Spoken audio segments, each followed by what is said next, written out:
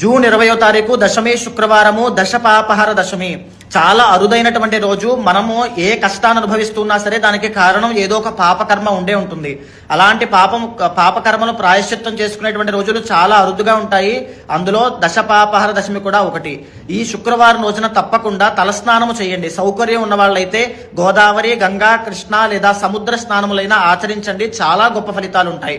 దీర్ఘకాలిక ఆరోగ్య సమస్యలు, ఆర్థిక సమస్యలు, రుణ బాధలు, కుటుంబపరమైన సమస్యలు, వివాహ ప్రతిబంధకములు, అంటే చాలా మందికి పితృదోషములు ఉంటాయి. ఈ రోజున పితృ తర్పణములు ఆచరించిన, పితృదేవతల పేరు చెప్పి అన్నదానము చేసిన, నవధాన్యములు దానంగా ఇచ్చిన, శివుడికి పంచామృతాలతో అభిషేకం చేసిన, విష్ణు సహస్రనామ పారాయణ చేసిన, కనకధారా స్తోత్రాన్ని చదివిన ఐశ్వర్యము అనేటువంటిది పడుతుంది. తప్పకుండా మీరు పడేటువంటి సమస్యల నుంచి ఎంతో కొంత కర్మ ప్రాయశ్చితం ద్వారా రిజల్ట్స్ అనేటువంటివి చూస్తారు.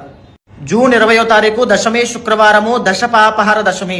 చాలా అరుదైనటువంటి రోజు. మనము ఏ కష్టాన్ని అనుభవిస్తున్నా సరే దానికి కారణం ఏదో ఒక పాపకర్మ ఉండే ఉంటుంది. అలాంటి పాపకర్మను ప్రాయశ్చిత్తం చేసుకునేటువంటి రోజులు చాలా అరుదుగా ఉంటాయి. అందులో దశపాపహర దశమి కూడా ఒకటి.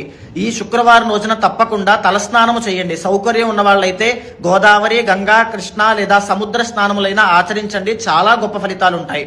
దీర్ఘకాలిక ఆరోగ్య సమస్యలు, ఆర్థిక సమస్యలు, రుణ బాధలు, కుటుంబపరమైన సమస్యలు, వివాహ ప్రతిబంధకములు, అంటే చాలా మందికి పితృదోషములు ఉంటాయి. ఈ రోజున పితృ తర్పణములు ఆచరించిన, పితృదేవతల పేరు చెప్పి అన్నదానము చేసిన, నవధాన్యములు దానంగా ఇచ్చిన, శివుడికి పంచామృతాలతో అభిషేకం చేసిన, విష్ణు సహస్రనామ పారాయణ చేసిన, కనకధారా స్తోత్రాన్ని చదివిన ఐశ్వర్యము అనేటువంటిది పడుతుంది. తప్పకుండా మీరు పడేటువంటి సమస్యల నుంచి ఎంతో కొంత కర్మ ప్రాయశ్చితం ద్వారా రిజల్ట్స్ అనేటువంటివి చూస్తారు.